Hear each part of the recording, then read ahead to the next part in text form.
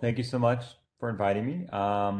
This is joint work with Kyle Herkenoff at the University of Minnesota and Simon Mungy. This is a outgrowth of a research project we've been working on the last few years around the sort of macro implications of labor market power or monopsony power in the labor market. So a natural policy to think about based on our previous work is to think about the minimum wage. So just to provide a little bit of context, there's been sort of widespread debate in the United States over the last 2 years, particularly because we've had a Democratic administration about potentially raising the minimum wage to $15 at the federal level, so at the national minimum wage in the United States. Obviously, that would have differential effects across states, but for example, where I live in North Carolina, that would be quite a substantial change because the current level of the minimum wage is $7.25. More generally, there's been sort of a gradual eroding of the minimum wage since the 1960s at the federal level by around 40%. So to the extent to which, and there's been some acts proposed in Congress, the Raise the Wage Act of 2019 and 2020 of discussing the implications of going to 200, going to a $15 minimum wage. So sort of broadly though, it's less about the policies, it's more the broad questions we're kind of interested in is there a role for a minimum wage in terms of fiscal policy? If so, how high should a minimum wage be? What would an optimal minimum wage look like? And is there a rationale for it to be non-zero? If you think about it through the lens of a standard neoclassical model, it's not clear what the rationale for a minimum wage would be. So instead, we're gonna, work through our model, which has a little more richness, some firm heterogeneity, strategic interactions, and I'll talk to you about why I think those ingredients are important. But before I do that, it's been there's sort of two roles. The title of this talk is Minimum Wages, Efficiency and Welfare, and the efficiency part is important. Why is that? Well, there's sort of two key things that a minimum wage could be doing. I will try to make the argument that there's potentially a large amount of, you know, firm market power or monopsony power in the labor market, at least in the United States. And it's been sort of well known, even actually before the introduction of a federal minimum wage in the US in the 30s, that, if you could think about you were facing a company town, so like sort of a one firm employer, that a minimum wage could be used because generically under monopsony, the wage is above the marginal revenue product of labor. So in principle, if you have a solo monopsonist, then it's been well known that a minimum wage, if you set it exactly equal to what the wage would be under perfect competition, you could alleviate all the inefficiencies induced by monopsony power. So in some sense, at a broad level, you can think about this paper is now we're going to restrict to having one instrument, but in a world which is much more complicated and more realistic, where there's heterogeneous firms across markets, and how well can one instrument really do, is sort of generalizing this sort of Joan Robinson approach. And because of these sort of efficiency arguments are kind of well known, that's what we're going to focus on. And then we're going to kind of tailor the model to sort of match those features that can sort of we think are key for capturing the potential efficiency, the channels through which efficiency gains would come. And more recently, there's been this sort of the U.S. Treasury releases statement about the state of the labor market, where they started, like most people do, by talking about the potentially efficiency gains. So particularly they say raising the minimum wage is a straightforward approach to addressing lower wages under monopsony that can help increase employment. So here they're thinking implicitly, under monopsony, if it's a solo monopsonist, the wage is higher than the marginal revenue product of labor. So in a sense, if by raising the wage, you can walk the monopsonist up their labor supply curve. And as a result, that's where you can sort of reconcile some of these empirical results that people have found that by raising wages, paradoxically, you might be able to actually both raise employment and raise wages without any disemployment effects. So I'll sort of walk through that in detail. But like much of the discussion around the minimum wage, even from proponents, they typically quickly move from efficiency arguments to what I will call redistributive arguments. And so here, even in the Treasury report, they start talking about those. They start saying, raising the federal minimum wage would give nearly 32 million Americans a raise and would boost the purchasing power of low-income families. Now that's, I think, also important to think about the redistributive components. But we're going to try to think about a modified planner's problem to sort of isolate each of their components in general. Like, because we have many other fiscal transfer programs going on in the United States, as do in many other countries in the world. The earned income tax credit, you could think about some other kind of lump sum taxes, and it's not clear necessarily that the minimum wage would be the best redistributive tool. So we're going to try to think about, both it's isolating both the pure efficiency benefits from a minimum wage from its redistributed benefits and try to understand if we were going to raise the minimum wage and if it were welfare enhancing, how much of the benefits are coming from each force, from efficiency gains and from redistribution. Okay. So as I said, we're going to have a pretty rich model. If you are aware of some of the other stuff that we've done, essentially we're going to build on our previous model. We're still going to have firm heterogeneity. We're going to model what I call oligopsony. So that's going to be not just one firm in a market, but say a finite number of firms. That's going to allow for strategic interactions that are going to be important because we're going to argue that wage spillover is going to be important for potential efficiency gains. I'll talk about that in a second. And then finally, we're going to have worker heterogeneity. In particular, it's going to be of a kind of a stark type. We're going to have different kind of worker types by education level. So less than high school educated, and college. And then because this model is going to be in general equilibrium, there's going to also be business owners who are not going to like the minimum wage because they're going to suffer potentially lower profits as a result of a higher minimum wage. Why do we need this sort of richness? Well, we need these riches because, again, we're going to be focused on the efficiency properties of the minimum wage, and we want to capture the key empirical channels through which we think there might be efficiency gains. So the first one is just pure direct monopsony. If individual firms have labor market power, then that means the wage is above the marginal revenue product of labor. And in principle, by raising the minimum wage, you can walk them up their labor supply curve and get closer to what we would observe under perfect competition. So that's sort of the standard model. You could have that without oligopsony. Now, why would we want to have oligopsony? Where there's these recent papers by Douglas Steger and Dustman. There's a very robust minimum wage literature. Well, first we want to have this monopsony because there's a large literature starting with Card and Kruger arguing that small minimum wage changes lead to paradoxically, or I guess it's surprising at the time, that we didn't see large disemployment effects. And we'll talk about that, about what happens if you had a very large minimum wage change. But for small ones, we've seen, if you're starting from a low level, that there aren't these sort of catastrophic effects, at least in the short run. You typically see employment go up and employment and wages go up. And so by having some sort of monopsony, you're going to be able to capture that, at least locally. Second, the oligopsony is going to allow us to capture these potentially wage spillovers. So one thing, if you didn't have the oligopsony and the strategic interaction, you would only be, the minimum wage only will affect constrained firms, those firms that are directly bound by the minimum wage. But there's been a growing literature looking at evidence from Brazil and in the United States and in Germany that in response to a minimum wage, there's sort of spillovers up the wage distribution. Why? Because firms, when there's firm heterogeneity and they're competing within a market, even if they're not directly bound by the minimum wage, they may be competing with a firm that is bound by the minimum wage. And so when that firm raises wages, it forces them to respond to the extent to which they're competing. So the oligopsony allows us to think about that in sort of a contained way. And then finally, there's this nice evidence from Germany, I'll talk about that in more detail in the talk, that demonstrated that in response to a minimum wage, smaller, less productive firms tended to lower employment, and the workers, some of them went to unemployment, but many of them were sort of freed up to move to a more productive firm. And that could be efficiency gaining because that's sort of like better efficient sorting. The way I like to think about it is imagine a world where there's kind of three types of grocery stores. There's your local bodega that's kind of expensive, maybe not that efficient right on your street. There's kind of a medium style grocery store, and then there's, a very efficient but like high-end grocery store. And maybe that high-end grocery store is farther away.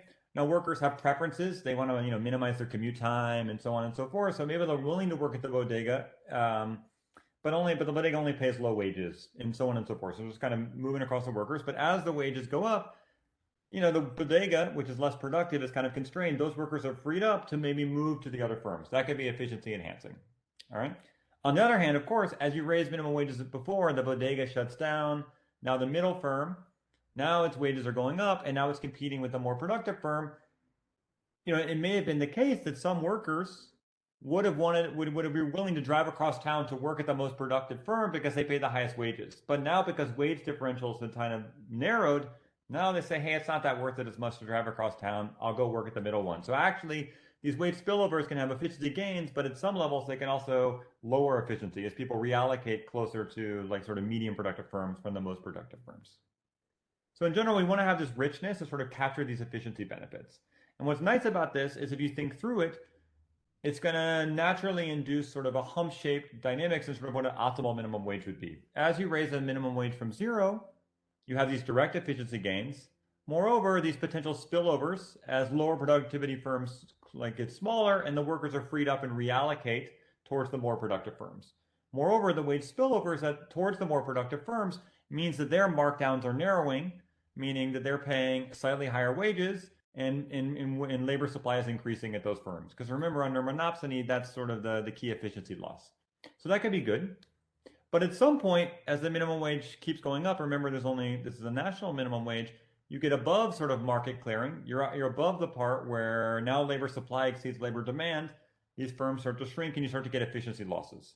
So there's going to be this sort of natural, and we're going to show you a hump-shaped, optimal minimum wage, and that's what we're going to try to characterize. Um, This is Gustavo from the bank. mhm. So, in your model, you will not consider the possibility for firms to basically change their technology in response to a more expensive labor, like basically like you automate some tasks or something like that if workers are more expensive right now. Yeah, so in this model, no, we're not. I mean, we have an extension where we try to think about that, but that, I mean, so Gustavo, that's a great question. Obviously, a very important thing, thinking about the long run considerations. Um, so there's a very nice paper by Eric Hurst, Pat Kehoe, Tom Winbury, where they're sort of thinking about those dynamics. So there's been sort of a subdivision of labor about those sort of topics. But I totally agree, those sort of capital deepening. I mean, the example I always gave when I taught intro was Evanston, where Northwestern, where I used to work, was, they had the local minimum wage of $15. And it didn't seem like those big disemployment effects, but over time, what happens? You go into the local drugstore, and there were no more clerks; they were just replaced by these automatic checkout machines, as you're pointing out. Yeah, so I obviously think that these sort of long run phenomena are quite important. So think about this as a more short run type analysis, but those are very good Okay. points. Okay, good. Got it. Yeah, Thank yeah, you. sure. So let me just give you a little brief preview of the results. Um, as I said before, obviously a minimum wage is going to have both efficiency and redistributive properties. So we find, and so then, one thing that's a little bit unsatisfying is in the sort of unconstrained problem, it depends a lot on the social welfare weights. So, I mean, obviously, if I put all the weight on business owners, the optimal minimum wage is zero. If I put all the weight on those with a high school education, the optimal minimum wage might be $20. But if you think about a utilitarian social welfare weight, which I think is a useful way to think about the problem, we actually find an optimal minimum wage close to $15. Um, Now, what's interesting though, um, I talked about this modified planner problem, so I'm going to talk about this again in the talk. But we introduce a new problem where we give the planner access to sort of lump sum transfers, but also a minimum wage. That's what I refer to sort of as a modified planner problem. So there, what idea we're thinking about is that the minimum wage and the lump sum transfers are capturing all the redistribution, and then all the minimum wage is doing is something about it is affecting efficiency, because obviously lump sum transfers are more effective at doing redistributive. And we find there is obviously the optimum minimum wage collapsed a lot. Moreover, the results are quite robust at the social welfare weights. They don't matter as much, which makes sense because the social welfare weights are reflecting the preferences for redistribution across the worker types. And there we find a minimum wage much closer to what the current level in the United States is, around $7, $8.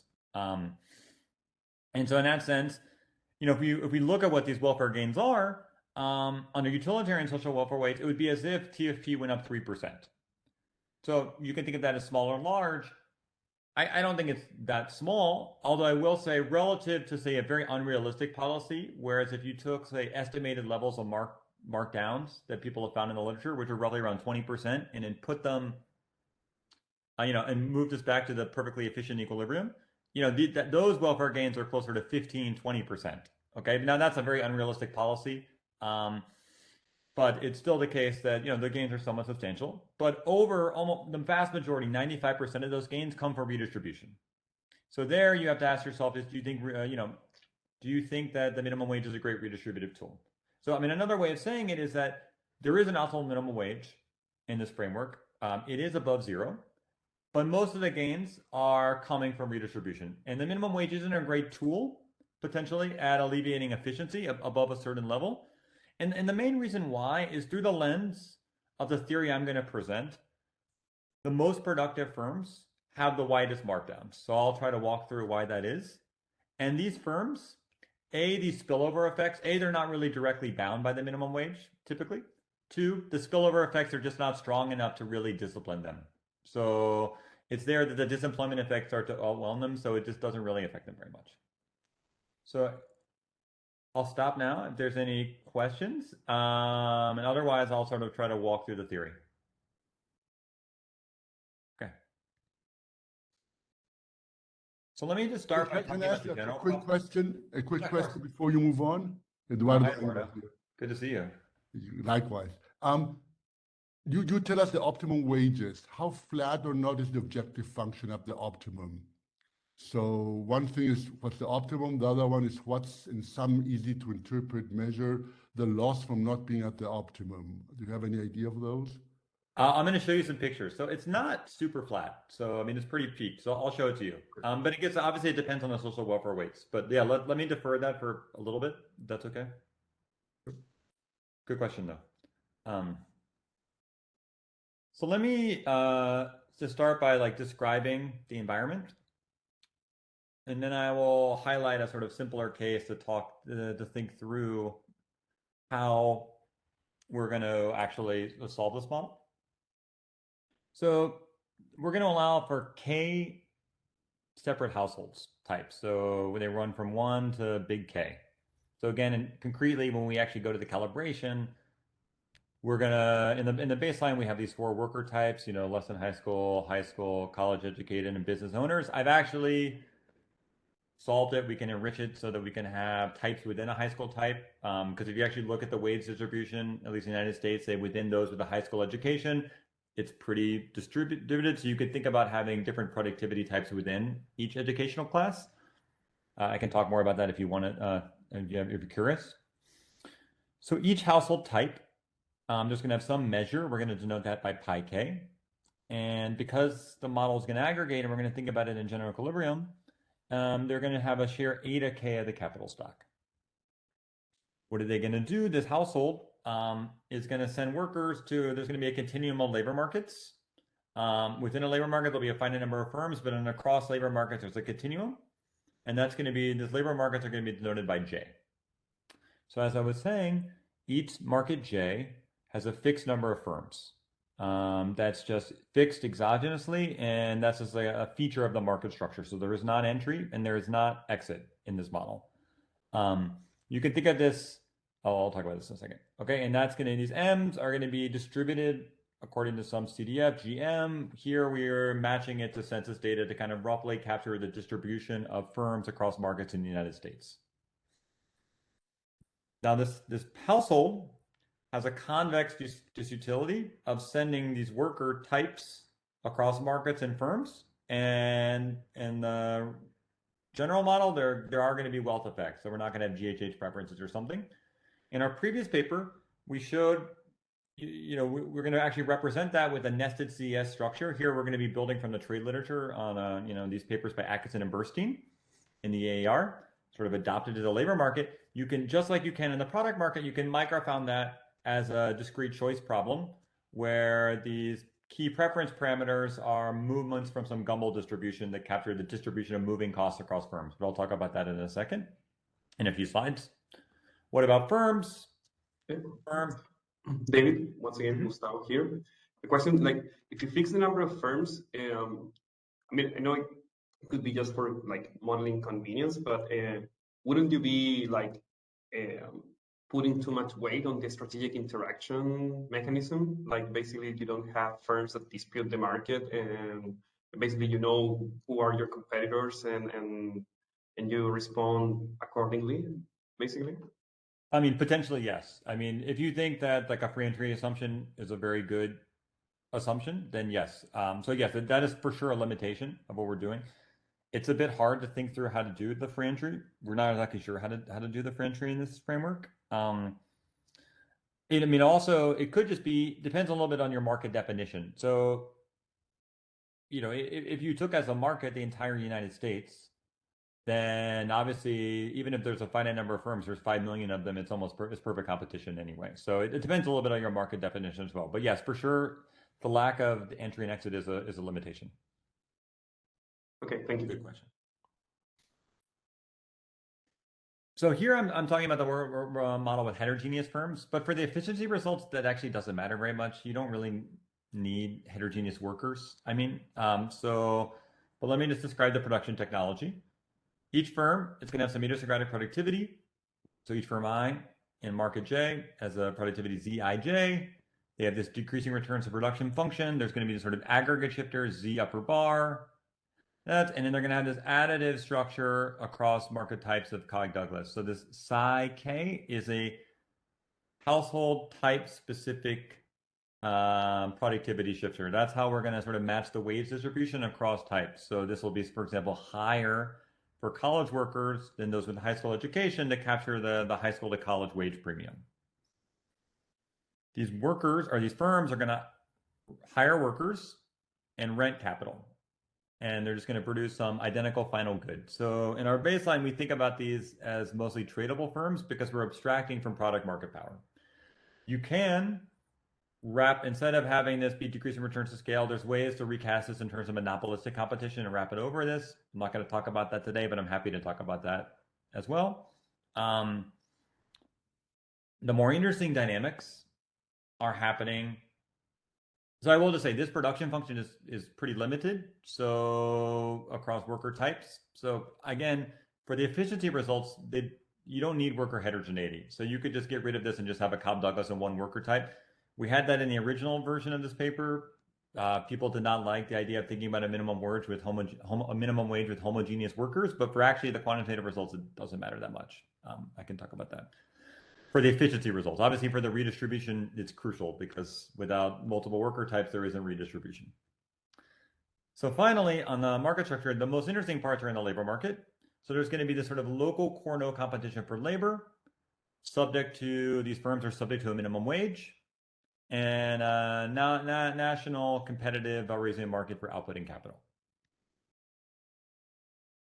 David? Yes. Can I say something? This is Federico from the bank. Mm-hmm. So when you add the different types of workers, have you thought about or sort of thinking about extending that for them not being like perfectly substitutable between them? It seems like you're adding them linearly. I guess yes, we have. That sort of messes things up a bit. If you have more, we would love to do it. We would love to do that. It's a limitation. If you have ideas, we would love to hear them. We've done a lot of algebra, and it's hard. That's what I'm saying. That's what I'm trying to emphasize that the worker heterogeneity is possible, but under only these kind of restrictive forms to get the aggregation to work. It's just a limitation. But I agree. It would be nice to have imperfect substitutability across the workers. We can do it in some limited forms. I'm happy to talk to you about afterwards, but we're still working through it. But yes, we have thought about it. It's just we haven't gotten it to work yet. But great question. So let me. So kind of one of the amazing things about this framework is you might think that with a binding price ceiling, like our previous paper, we have these beautiful aggregation results. But now we're going to have this framework with binding price ceilings, so it's very unclear that the aggregation could work. And it actually is going to work miraculously. I'll show you. But it's also, I want to be clear about what the decision problem the firm and households are solving. So let me just, in the paper, we kind of walk through this, and it's a little bit terse, but in a lot of details. So let me just walk through a very simple example. So just imagine a world where there's one worker type, linear utility, just for simplicity. We relax all these assumptions; they're not crucial. There's actually an infinite number of firms, so no strategic interaction. Again, so get rid of the oligopsony and some very simple preference parameters. So what does the household do? What do they take as given? This is Cournot, so they're going to be choosing quantities, taking as given prices. And what do they also do? They face this rationing constraint that I'm going to call this NI bar. So what is that? That's basically the way we think about it, or we describe it in the paper, as a sign on the door that a firm can post that says, this is the maximum number of workers I'm willing to hire. So we think of that as taken as given by the household, but set in equilibrium by the firm. So I'll talk about that in a second. So what does the worker do? Or the household do? The household sees a wage, or the wage is given. They see the NI bar, this rationing constraint, and they choose employment. So subject to this utility function. And, so basically they subject to the budget constraint and to this rationing constraint, which has this multiplier on it, this lambda I. So I want you to remember the lambda I. So what is the first order condition? It's going to be the wage relative to this complementary slackness condition. You have to come relative to this multiplier. You have this complementary slackness condition. That will imply, given those multipliers, some labor supply schedule in N, which we can invert to get a correspondence that we're going to refer to as the inverse labor supply or inverse supply schedule. So it's basically, we just inverted that, and it's the wage. What is the wage given the employment choices, the supply schedule that the household will choose that they made, given taking the rationing constraint and aggregates as given? That's what it is. So what does the firm do? Now they take, this is in Cournot, so ultimately we're going to cast things in terms of quantities. They take the wages given. What do they choose?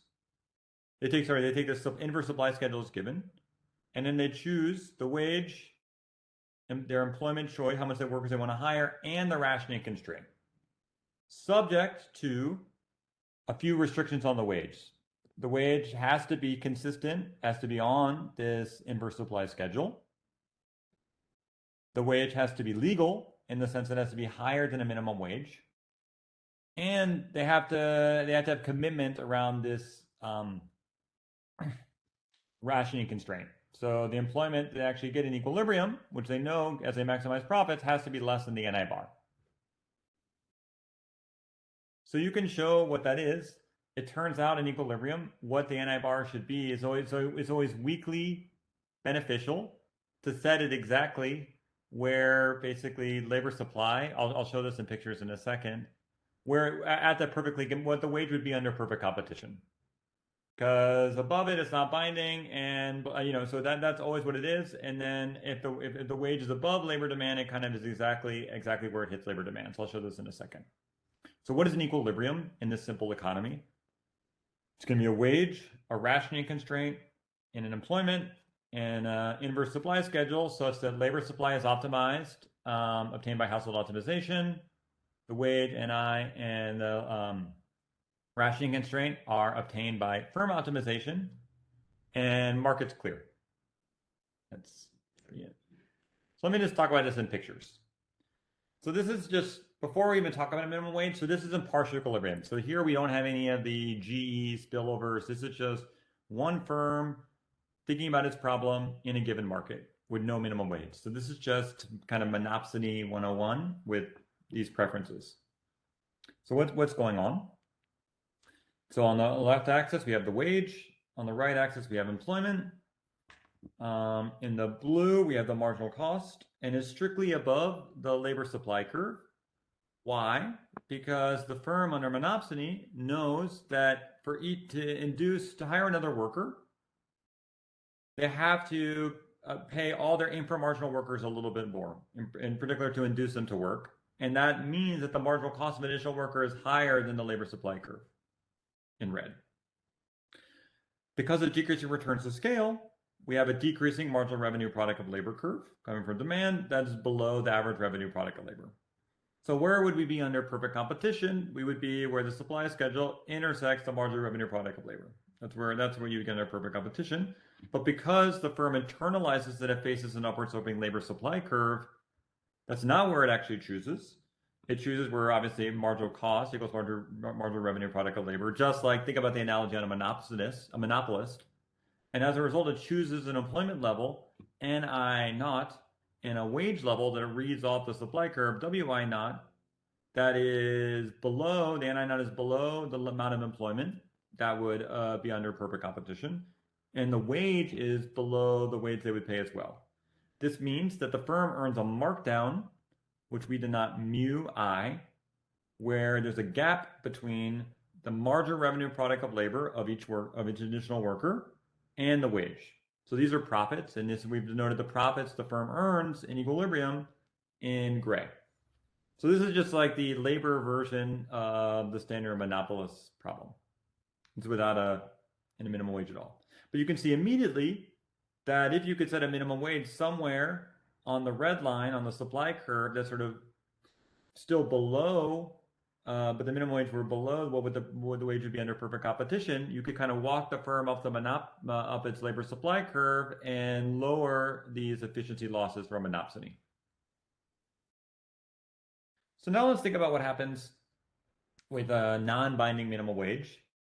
Why do I refer to it as non-binding? So I'm going to refer to this in the paper as region 1. Here the minimum wage is below what the monopsonist chooses itself, so it's not binding. So there's not much interesting going on. Where does this N bar come up? Well, the N bar isn't really binding for the firm. So it really, any point, you could set its NI bar, its rationing constraint is any point above where the perfectly competitive employment is. So what does that mean? It just means that the supply curve is basically up to that point, and at the rationing constraint, it's just perfectly horizontal. Because at that point, the firm will not hire any more workers. Now let's think about what we're going to call this region 2. Now the minimum wage is binding for the firm, but the minimum wage is still below what the wage would be under perfect competition. So here, this is where we can see the potential the direct efficiency gains from a minimum wage. The minimum wage is walking the firm up its labor supply curve towards its perfect competition. The markdowns are narrowing, so you can see mu is getting smaller and profits are going on. So there's sort of two things that are going on here. On the one hand, two effects of the minimum wage. One, we're narrowing markdowns. So we're lowering these direct deadweight losses from monopsony power. That's an efficiency gain. But there's also a redistribution of firm profits from whoever owns the firms to the workers. Finally, let's say we increase the minimum wage above the perfectly competitive wage for this firm. So now labor supply, which would be denoted all the way at this given wage, at the minimum wage here, would be at this point, is greater than labor demand. So here, this is the rationing constraint. The firm won't hire any workers above this because they would earn negative profits. You can't force the firm to hire. What happens to these workers? They get reallocated either to unemployment or to other firms. Okay. Now you might say, okay, this is a really nonlinear problem. How is this possibly going to aggregate? The nice thing is think about those multipliers on these rationing constraints. We define them as lambda. So what you think about as lambda is, here we can define what we refer to as a shadow wage. So we're going to call this shadow wage WI tilde, and it's going to be the wage minus this by this multiplier. So define this object phi ij, which is just the shadow wage relative to the actual wage. Okay. So think of this. There's two things I want to say about that. The interpretation of this. Well, first is labor is allocated as if the household receives this shadow wage, this wage here, right? Because this is actually the wage that the household receives. What is the kind of interpretation of this? This is at this wage, it actually captures the amount of employment that the household is actually sending to the firm because the firm is rationing workers. So it's actually capturing the allocative aspects of the Cournot, which are what are key under Cournot equilibrium. Number two, what is it? It's as if that's basically because the household's sending workers to this firm, and basically this is kind of the expected wage that they're getting. So it's basically the actual wage times the probability that, or the probability they're going to get a job at that firm. So it has this kind of nice job finding interpretation of what's going on. So what's nice about it is because this captures the allocative consequences, the shadow wage captures the allocative consequences of monopsony power, and that's what's relevant under Cournot equilibrium. In our old paper, everything aggregated under the wage because there was no minimum wage. But here, and if you cast everything in shadow wages, which capture this sort of allocative, which is the true allocative wage, you can allocate it. We can show that you can aggregate everything in shadow wages. So let me just show you the full problem. So a household K, each household solves a household specific problem. So this is again another reason why the model isn't great to think about redistribution, because within a household type, so like say within the all the college workers, they pool risk. So all the college workers go out to different firms, they're given a different wages, and if the minimum wage is not binding, it doesn't really matter. But if it is binding, then some of them get rationed, but then they kind of, the ones that get rationed share their resources with the ones that don't, and they kind of pool resources. They all get the same consumption level. That obviously is not a realistic model of, potentially the consequences of the minimum wage. Because obviously one big concern would be there are going to be winners and losers. Those that get a job or get this higher wage, but many of those that don't get the higher wage don't. And because those that don't might have higher marginal utility of consumption, that will make the minimum wage like even a less effective policy. So this is the extent to which we think of this as like maybe an upper bound. And obviously the best way to do this would be to embed a Bewley model in this, but I'm not exactly sure the right way how to do that. Okay. So the household K, again, is going to be endowed with some amount of capital. They take as given the wage, the rental rate, the profits, and then now there's M firms in the market. They know each firm's rationing constraint. What do? They choose employment, consumption, and capital, subject to these, per capita preferences, and subject to this utility function. It looks a little bit weird, the CES. Again, what we've shown in our previous paper is that you can microfound this with a discrete choice problem. This is just building on the product market side. But just intuitively, where does labor market power come from? It captured in these two parameters, eta and theta. So theta captures, it's like the outer nest, captures the disutility of moving across markets. Whereas eta captures the sort of the willingness to move within a market.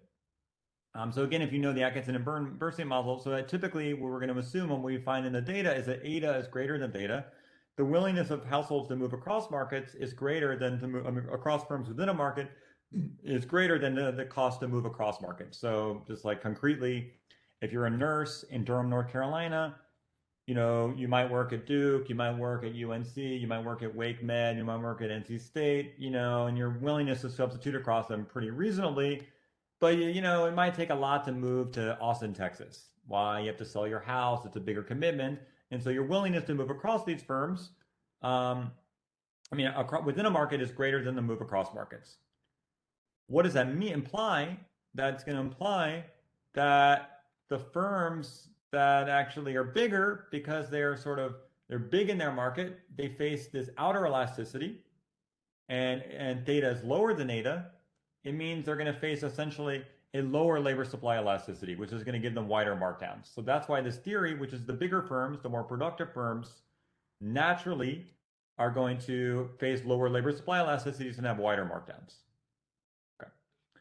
So in this household problem, here are the labor rationing constraints. If you write the multiplier like this, if you scale it appropriately, it has this phi interpretation, which is exactly what I was saying. It's kind of like the expected wage each household type expects to get at a given firm.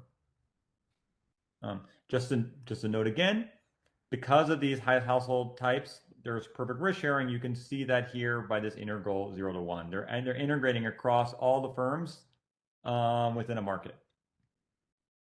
That's why it's not a great model of redistribution. Okay. So what is the Cournot problem? So taking as given the wage, what their competent competitors are doing in the aggregates, they solve profit maximization, and subject to the wage being at least the minimum wage, and you get this problem. And you can see the internalizing labor supply curve here within a market by this fact that when the firm chooses NIJK, it's taking as given what everyone else is doing, and because there's a finite number of firms, this potentially could be important. Now, of course, if this is 1,000 firms, it won't be important. If it's 2 firms, it could be important. Okay.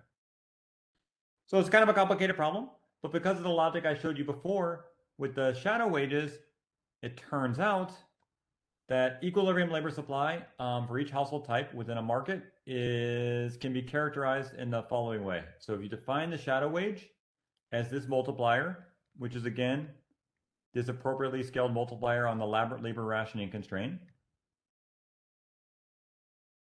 labor supply, the sectoral wage, aggregate wage, and total labor supply all aggregate in labor supply and in shadow wages. So it's kind of amazing. Why is that nice? Why does that work?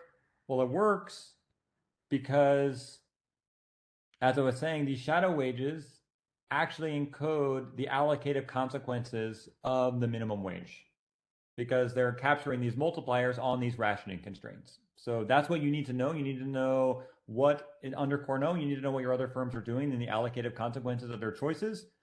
All of that information is captured in these shadow wages. So it's kind of amazing that even though you have this sort of, complicated problem with this binding price ceiling, you can actually aggregate it.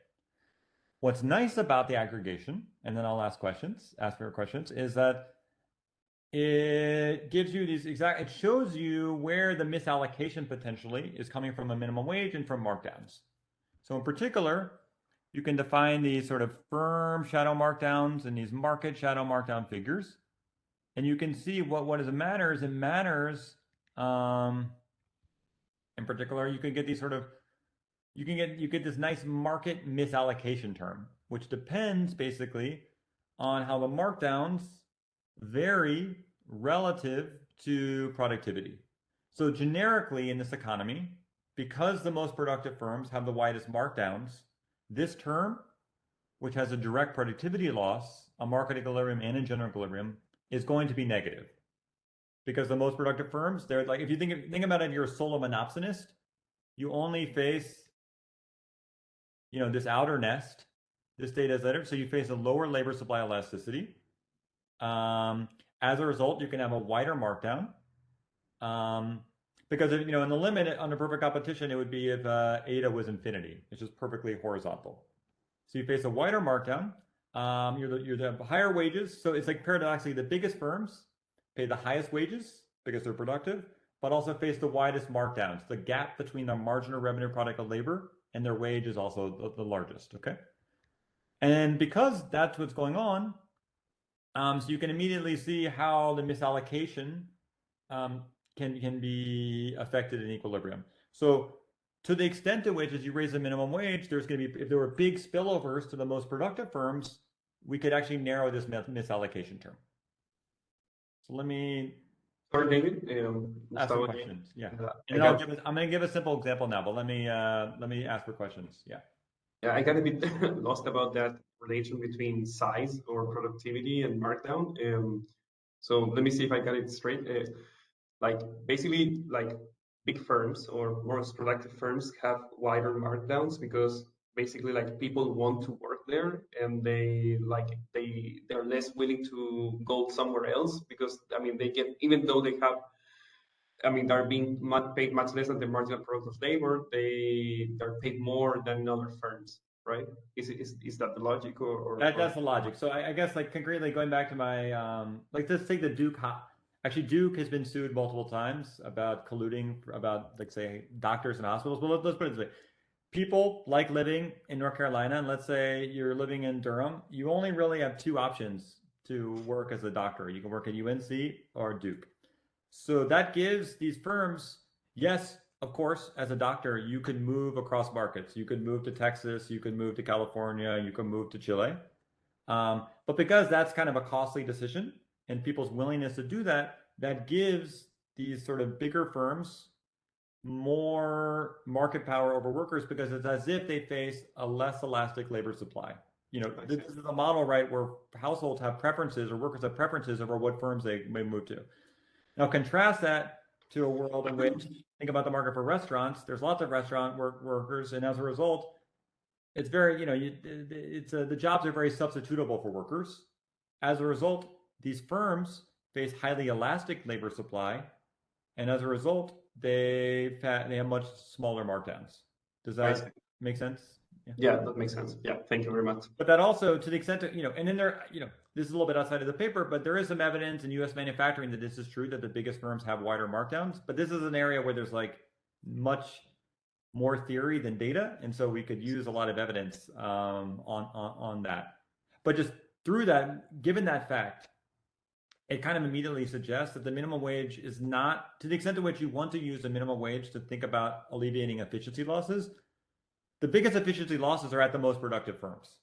So to the extent to which they're not really bound by the minimum wage or these spillovers aren't that big, that the minimum wage is not going to be a great tool for thinking about fixing efficiency losses induced by labor market power. So you can kind of see that already. Okay, makes sense. Thank you. But let me just walk through a simple example to sort of, because the model's complicated, I was going quickly and unclear. So let me just show you, I think it's easier to see it in pictures.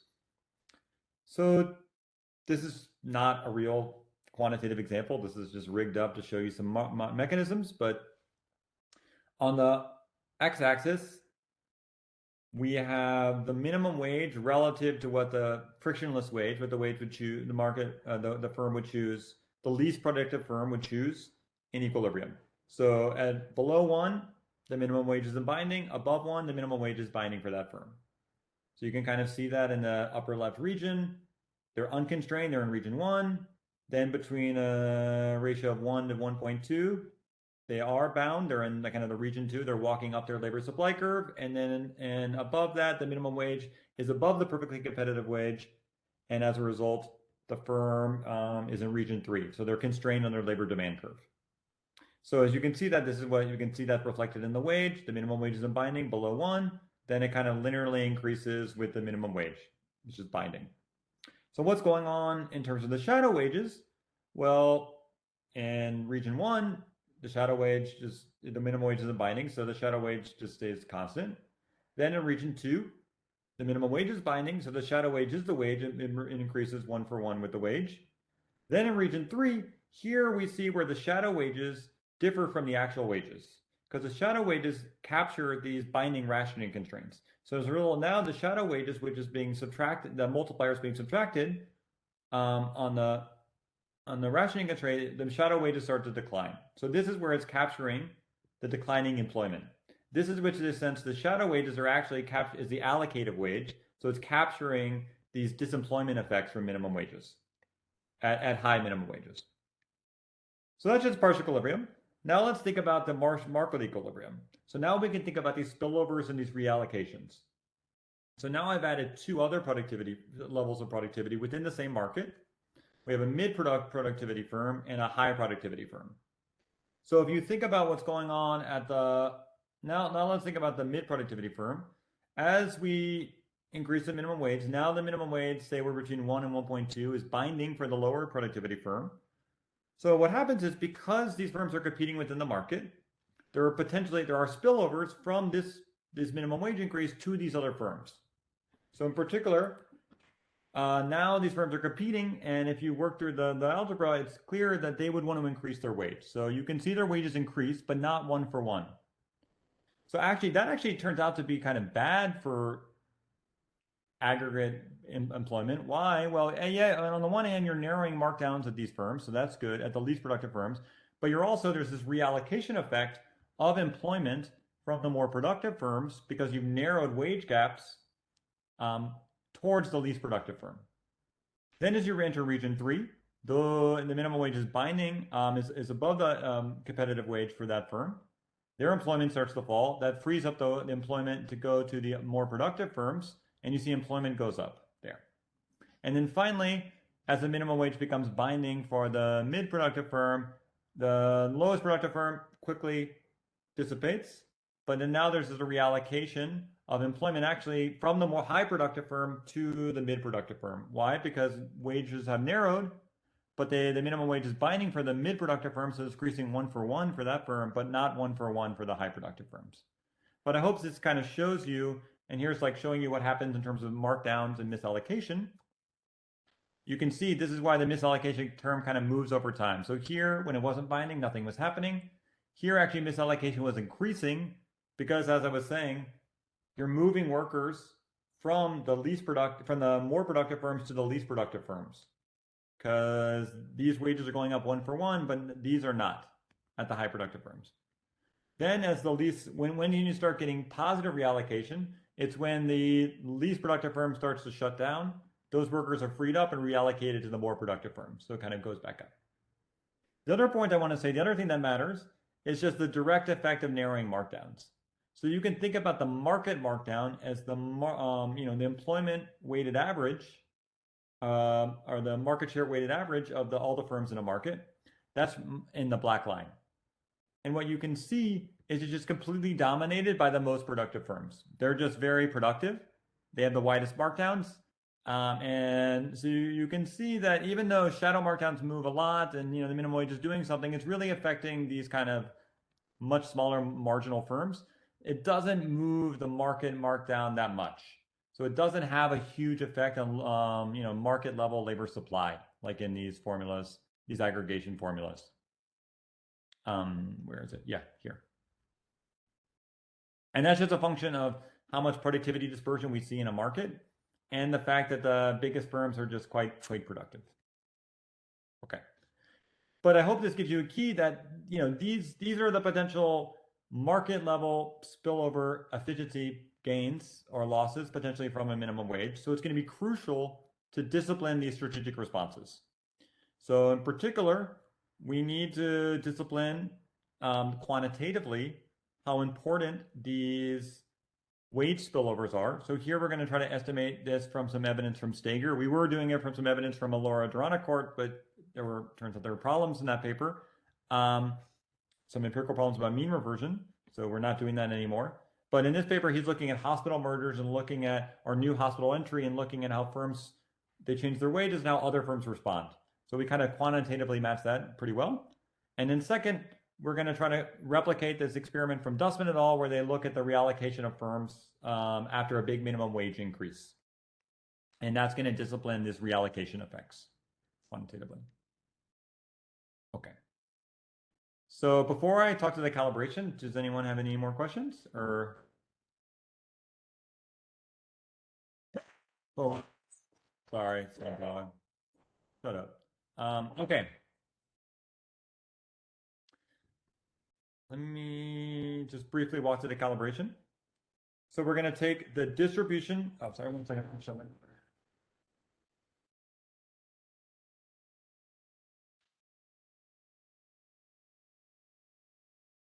My apologies. I have a sick son home today.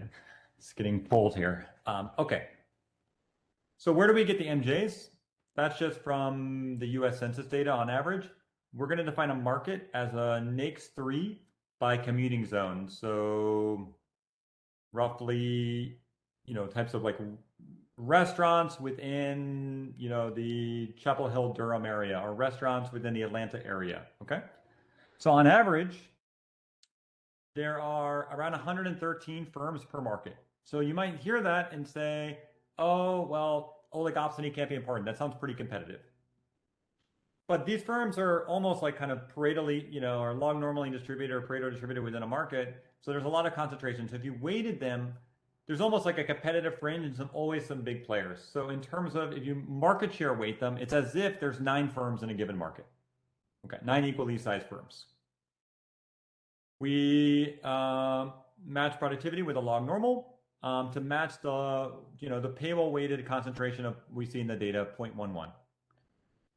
We pick the decreasing returns to scares and output elasticities to match the capital and labor share, and then we take these eta and theta parameters from our previous paper where we had new evidence where we estimated them using state tax changes. So the basic idea is there's a state tax change using within state variation across firms. How much does employment change? How much does the wage change? And then we kind of divide one by the other to estimate a sort of size-dependent labor supply elasticity. I don't have time to go into it today, but happy to talk about it. But again, we could use way more evidence on this. And then finally, we use these as our base bar preference parameters to match some recent evidence from in the QJE. Okay. 4 types of workers. Let me just talk briefly about them. Roughly speaking, the owners, we're going to assume that they're college educated. They're all college educated. That's an approximation. There are some business owners who are not college educated, but this is over 80% of them in the US data. We define a business owner if 50% of more than 50% of their income comes from capital income. So roughly speaking, this is around 6% of households. So think of 6% of households as the business owners. They're not going to like a higher minimum wage because they're going to have lower profits. So in terms of the measures, college workers are roughly 29% of workers. High school workers are roughly 12% of workers. College workers earn around 70% more than high school workers, whereas those with less than a high school education earn 30% less. College workers, even though they're only 29% of the population, earn 35% of the pie, whereas less than high school workers only get 2% of total labor income. Again, they're 12% of the population, but their wages are quite low.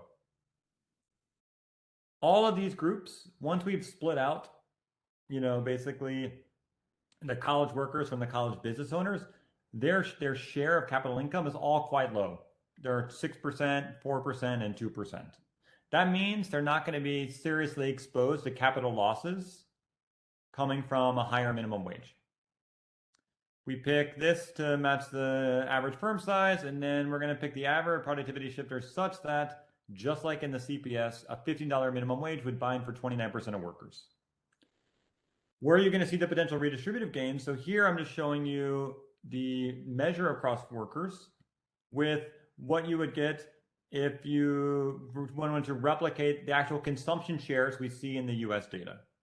So just to concretely, business owners in the US data, there's 6% of them in the data, but they have roughly 40% of consumption. Okay, so that's where the different preference weights or different Pareto weights are going to really matter a lot for the outcomes in terms of what the optimal minimum wage should be. In terms of, we match pretty well the distribution of wages across type, particularly at the low end. This is partly by construction. We miss at the high end.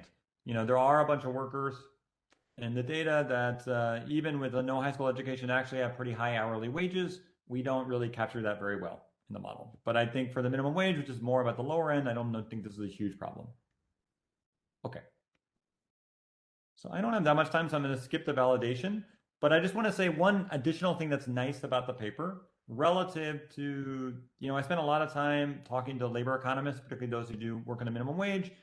There's an explosion of beautiful papers about the minimum wage, but they don't have super, I would say, sophisticated, there isn't like a workhorse model that can kind of rationalize a lot of them. And our model actually does. So in particular, it captures quantitatively this fact that minimum wages reallocate employment across the firm distribution. It captures quantitatively well the evidence we have, albeit limited, on firm wage responses to competitor wage changes within a market. It captures, in the model I'll show this, that for small changes in the minimum wage, you get positive effects in the sense of employment goes up. But for large minimum wage increases, quickly you would get negative disemployment effects. And that's consistent with a lot of the empirical literature. So in this Clements and Strain paper, they show these heterogeneous effects based on small and large changes. We find that in the model as well. And then, if you look at what's happened in Seattle, they had a huge minimum wage increase. And if you looked a couple of years later, it actually had quite large disemployment effects, particularly at the low end of the market. And that our model is going to deliver that exactly, low end of the educational market. And then finally, to the extent to which you believe that monopsony power is correct, if you think about it, you should see larger positive employment responses in more concentrated labor markets. Why? Because those are the markets where there should be larger markdowns, more concentration, wider markdowns, more runway to kind of narrow the markdowns via the minimum wage. So there's a nice recent research paper where they look at that, and our model also naturally delivers that. Okay, so I'm just going to, you have to take my word for it, just to skip in the interest of time. So I'm going to leave time for questions. Let me talk a little bit about the results. All right, so first, as I was saying, the model is like can rationalize quantitatively a lot of the studies we see in the data. And it generates the sort of classic result we've seen in a lot of these papers, which is that you can get positive employment responses in response to small minimum wage changes. So here I'm just showing for different types, worker types, basically what happens after a minimum wage increase. So you can see they all are kind of hump-shaped. So in response to small changes, employment actually goes up. That's going to be that the preponderance of firms of employing those worker types are in sort of region 2, where you're walking them up the labor supply curve. But for big changes, you quickly get into the region 3 where there's big disemployment effects. And all three, you can see what would happen to the average wage. So you can see that wage inequality would potentially decrease. But you can see that the employment doesn't really mirror the average wage. It mirrors the shadow wage, just again showing that the shadow wage is really capturing the allocative consequences of a minimum wage. So I think one point I want to say is that oftentimes in this literature, where particularly when people don't put that in a model. I mean, my model has lots of limitations, but they use kind of common proxies for welfare. So they'll look at, say, well, what would happen to wage inequality? That's something I can measure in the data. Or what would happen to the college wage premium or college high school wage premium? Or what would happen in the labor share? So in our model, all of those things change monotonically. So as you increase the minimum wage inequality falls. That's consistent with a lot of studies, particularly from Brazil. As you increase the minimum wage, there's a narrowing and the college wage premium falls. As you increase the minimum wage, the labor share goes up. Now, those objects may be very interesting in and of themselves and are important, but if you're just thinking about welfare, I already told you, welfare is going to be hump-shaped. And so as a result, these common proxies for welfare increase monotonically. They're not the best proxies if you're just thinking about welfare. They miss these kind of disemployment effects in the end.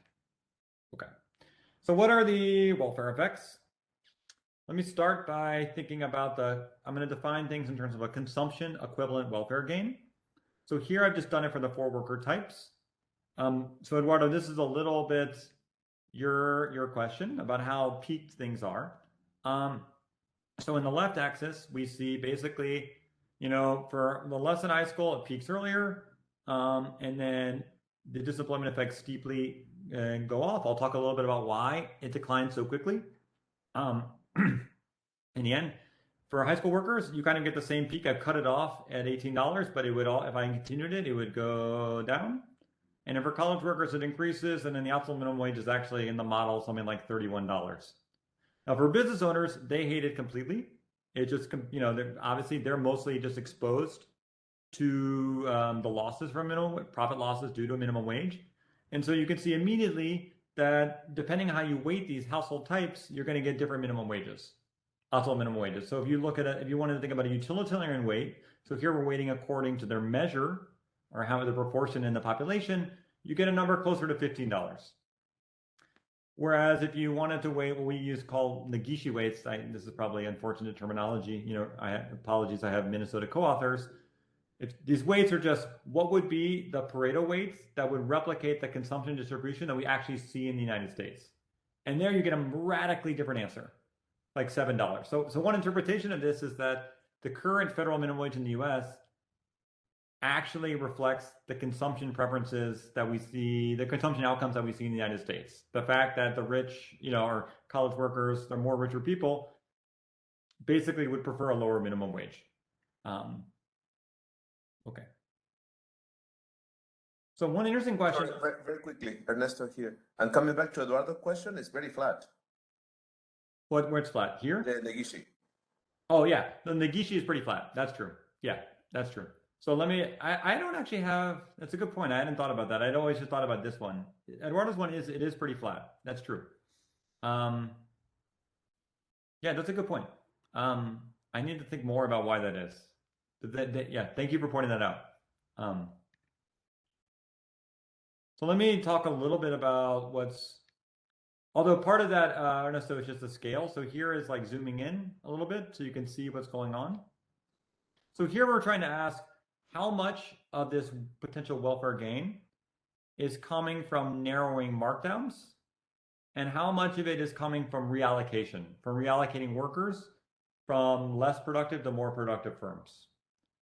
And so we do these kind of 2 experiments. So the solid line is the overall welfare effects that I was showing you before.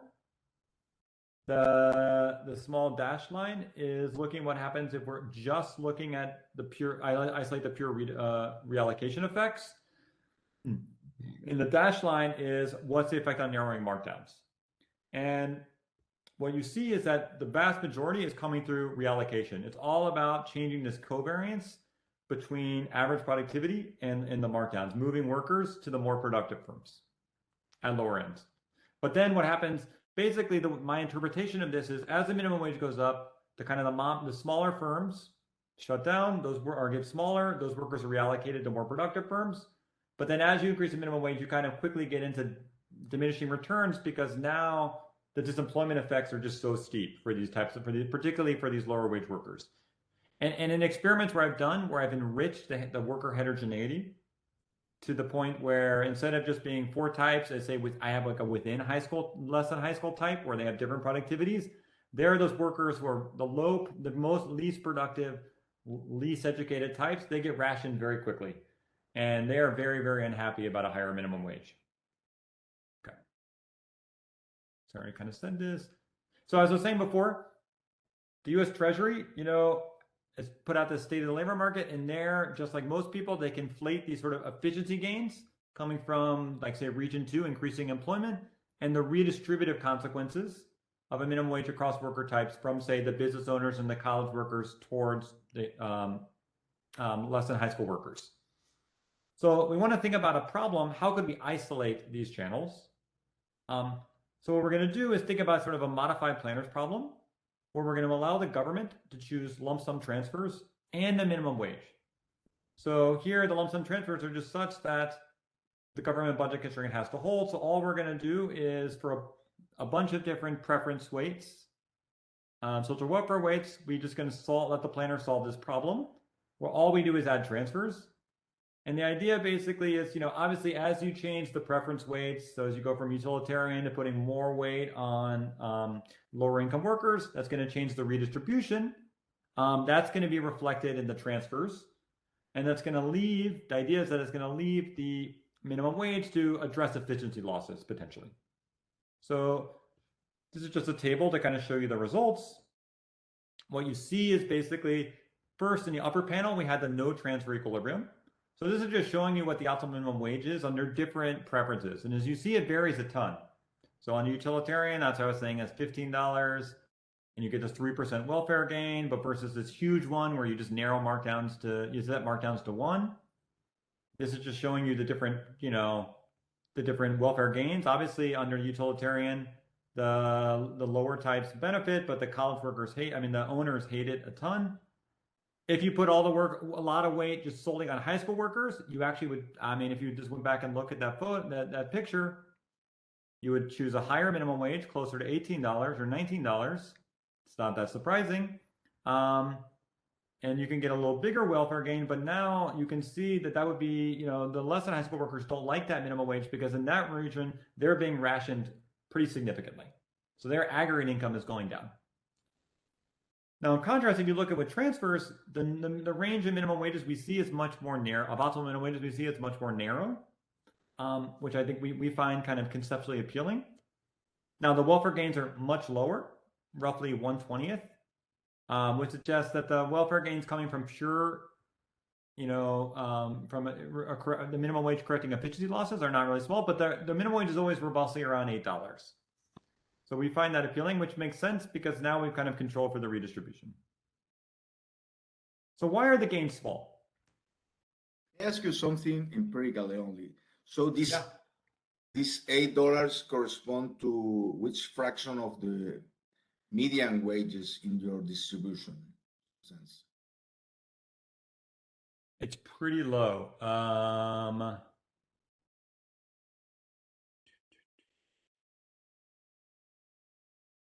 See if I can figure it out off the fly. Are more a policy implication of what's no. So that we're working on that. I know what you're saying. You're saying we should do this as a fraction of median wages. Yeah. Let's see. All workers. I don't know offhand, but I think it's pretty low. It's like 35% or something, or like lower than that. Yeah, let me look it up. I don't want to say we're wrong, but I agree. I should know the number offhand. I apologize. Okay, thanks. I'll look it up in a second. I'll put it in the chat. So why are the gains small? But it's pretty low. Let's be clear there. It's pretty low.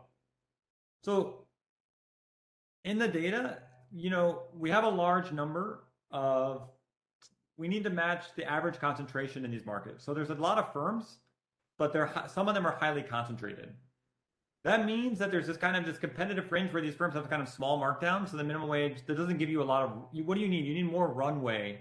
You need a wide region 2, a lot of space to kind of walk firms up their labor supply curve to have these big direct efficiency gains. And that's just telling you that at the lower end, because there's this productivity dispersion, they're just not. These firms have, these least productive firms have very small markdowns. There's not a lot of runway. Moreover, the most productive firms have very large markdowns, but they're not really bound by the minimum wage. Moreover, low productivity firms again face kind of highly elastic demand and very elastic labor supply. So what that means is that, the first couple things means that basically the gains quickly shrink to losses. Basically, as soon as you raise the minimum wage too high, these disemployment effects kind of kick in very quickly. And you kind of see that in the actual wage figures by how quickly it falls off from, like, say, $15 to $18. Employment, the welfare gain falls for these groups like 4% to minus 10%. All right, so it's pretty quick. So again, I think, and then finally, why does the biggest firms not affect that much? Just empirically, these spillovers are not enormous. So because you're hitting the lower end of the wage distribution, they kind of spill up a little bit, but they don't hit the most productive firms who have the widest markdowns. So again, if your theory, if you don't believe that why the biggest firm, then this would predominantly not be the best model to think about. So again, let me show you a picture that kind of, I think, makes it clear. Why are the efficiency gains small? So here's an example with 200 firms. The pink line shows what the efficient level of employment would be. And here is at a minimum wage of $10. So the blue is the number of firms in region 2. And as I was saying, in these kind of realistic kind of models, there's just not that region 2 region where there's the direct effects of monopsony is pretty narrow. Okay? Moreover, because there's small spillovers, you don't, at the most productive firms, which dominate these market level markdowns, which affect the efficiency losses, these spillovers are not that strong. So you can't really affect the biggest firms. And then because labor supply, the decreasing returns are so high, you get quickly move into rationing workers. So there's very large efficiency losses for the constrained firms, for the firms that are really bound by the minimum wage and in region 3. So that's kind of why it's not the best instrument. So let me just end here and leave time for questions. The goal of this paper was to take sort of, I would say, the most realistic labor market model I've seen with minimum wages and ask, is there a scope for, a non-zero minimum wage? The answer is yes. And the answer is, though, the number, though, depends a bit upon if you're, if you're just want to think about efficiency losses. I would say the minimum wage is a framework for narrowing efficiency losses, but it's not potentially the best mechanism. So my sort of the broad policy statement would be,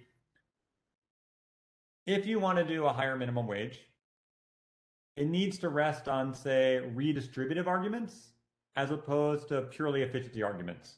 Because in these frameworks and in the data, it seems as if the largest firms are the firms with the biggest markdowns. They're not really bound by the minimum wage. So we need a way to narrow their markdowns. And then as an additional positive contribution, we rationalize a bunch of the empirical studies. So let me just stop now. I'll stop time. Thank you so much, David. If anyone wants to ask a question or make a comment, just jump in. Let me move into another room. Someone's blown. I would like to ask something. David, this is Mariana from the bank. So of course, this is a pretty big model with a lot of policy implications of the minimum wage. But I was thinking, or actually wondering, whether you think this is so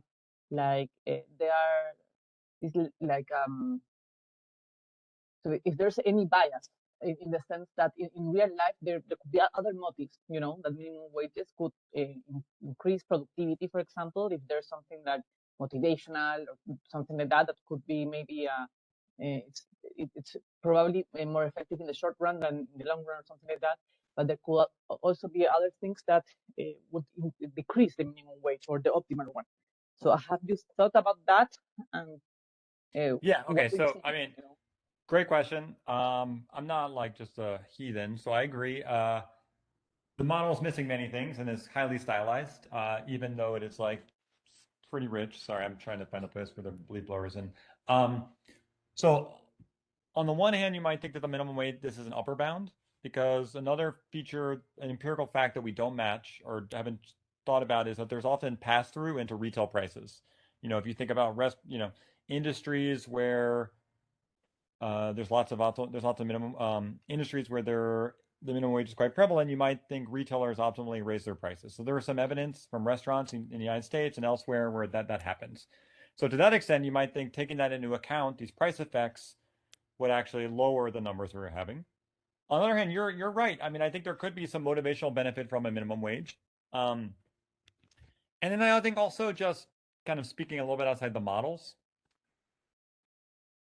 One reaction that I've gotten from presenting this paper from economists, in particular, macroeconomists, is that obviously they think that a earned income tax credit is preferable.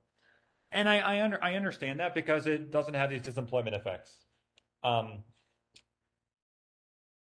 I think that someone ignores the political economy of the situation. I think one of the big features of a minimum wage that's nice and conceptually appealing is that it's easy to understand and it's sort of broadly politically popular. Now that doesn't mean that, so I think that's like obviously outside of the model, but I think, like my wife is not an economist and I've tried to convince her of the virtues of an earned income tax credit versus a minimum wage. And I think that that's the kind of thing we should be advocating for. But, I think it's sort of simplistic to ignore those political economy concerns as well about how easy it is to communicate these policies and in general sort of, pass policies that may have beneficial redistributive properties, if those are your preferences. Sorry. Have you tried to, sorry, Alejandro Mico here is, I can understand that for the US it's not so important, but for many countries the issue of informality that you are not considering here, in some sense that when you increase minimum wages, people are not going to the large firms; they go to the informal sector. Is much more. So that's a great point. We have not considered that. I got standard U.S. bias. But I totally agree with you. I mean, if that's what you thought was happening, that like basically you raise the minimum wage and particularly the workers at the sort of this mom and pop firms are reallocated to the informal sector. Yeah. That actually, that would again suggest that optimal minimum wage is even lower potentially. Because you're kind of removing one of the key benefits of a minimum wage. Yeah. There is another question. Sorry, I didn't get much. Is how do you correlate market power with the monopsony powers in your model? You mean like product market power? Yeah, because you have I understand that you have a Cournot model. No? Sorry, I didn't get. Yeah. Oh, sorry. Just Cournot on the labor side. We don't have any. We have no product market power at all. And that's partly by construction because it's very difficult to solve these models or identify things at all if you have both because they kind of both hit revenues and then but that's not to say that product market power isn't important. But one thing I will say is through the lens of these models, or like the model I talked about, if you think about it, the largest firms have they're most productive, they have the widest markdowns. So that's where the big efficiency losses are. What does that mean? We want our biggest firms to get bigger, and that's kind of counter to what the narrative is, at least in the United States. It's like, oh, these tech firms are too big. We need to tax Amazon and tax Apple and all that stuff. This tells you these are the most productive firms. They should get bigger. Yeah. That makes sense. So it's a little bit, these models, if you took them seriously or literally have these implications that are counter to sort of narratives that are prevalent, at least in the United States. Yeah. But if you believe that if you increase, in some sense, you are increasing the monopoly power of these firms, so they will be bigger. And if you believe that there is some firms that are falling from the product market that will increase their market power in the goods, so they go in the other direction. No, that's true in the goods market. I'm just saying in the labor market. Like if let's say you could do a wage if you could basically in some sense walk up Apple's labor supply curve, they would hire more workers and they would just hire more workers, and they're so big they would just have more market share, at least in the labor market. I guess that's Okay. what I'm trying to say. Okay. Sorry, my son is walking up the stairs to. So we have time for a couple of more questions.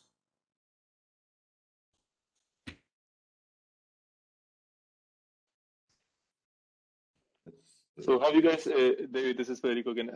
Have you quantified, that's your son, hey. Have you quantified the alternative policy? I guess you can also do that, is think about more seriously about earned income taxes. Yeah, so we have not done there it. and compare it. We've not done it. I agree. So, I mean, I don't know if you want to go into that discussion for the paper, but it's just kind of interesting to understand for alternative policies and quantitatively how they are in your framework. yeah, so we're currently debating whether or not we should go into that discussion or not. I think probably I think we're kind of leaning to not going into it, but I think we are. One thing that I kind of briefly glossed over, but is important, is we're comparing everything from a world without preferences. I mean, sorry, without other tax and transfer systems. Like we're going from a world that's just like so. You could think about other state level minimum wages. You could think about other fiscal policy programs. So what we've thought about is sort of enriching the model with those, and then thinking about it. And the other direction we do have some stuff in the paper around sort of state specific minimum wages or occupation specific, or college type minimum wages. I mean, another direction that we've thought about is like, can we come up with something? Can we be positive? Like, come up with a policy that would be better through the lens of the model. Like more like a wage subsidy or maybe a size dependent subsidy, something like that. So that's what we're working on now. Yeah. Good question. So let me say something very quickly and follow up. During the presentation, I was thinking about unions and the way that strengthening unions for large firms can help. And actually, I think that a very nice and sharp result would be that if unions can decrease monopsony powers of large firms in the labor market, actually it could be good for reallocation. No, I totally agree with you. So there's I forget what her name is. She's let me think about it. But there was a student who was on the job market a couple of years ago of Christian Helwig from Toulouse, and she has a beautiful paper where she's thinking about things like that. So I completely agree with you. So I think one thing I would like you to take from this paper is, I think the labor market power is important and something that we should be thinking about. I think that the minimum wage potentially is not the best policy tool for thinking about it. I mean, or for addressing it through the lens of this model. And so, but I agree with you. I think collective bargaining or thinking about things like antitrust, things that are probably much more powerful mechanisms for thinking about it. So, we're working on a paper thinking about mergers and, antitrust sort of merger guidelines and how you would think about that in the lens of these frameworks. But I completely agree with you. Thinking about collective bargaining, particularly at large firms, could be quite, and also lead to more reallocation, and be beneficial. More employment, more, and I think that's right. I think that would be a very interesting angle to think about, like both on the empirical and theoretical side. Anyone else? Yeah, but I think that this issue of the union, you have to be careful also with the market power, because it's very correlated. What you are saying that is locally, it depends the type of firm you are thinking about. Is open, tradable or not tradable? But if you're thinking not tradable sector, the correlation between the market power and the monopsony power should be very high in some sense. So Alejandro, I totally agree completely. Look, this is just a first step. Like, I mean, no, I understand that the other. No, I agree. I mean, the ideal thing would be, let's have models with like realistic product market power and labor market power, where you can think about non-tradables, and then we can start thinking about collective bargaining and policies.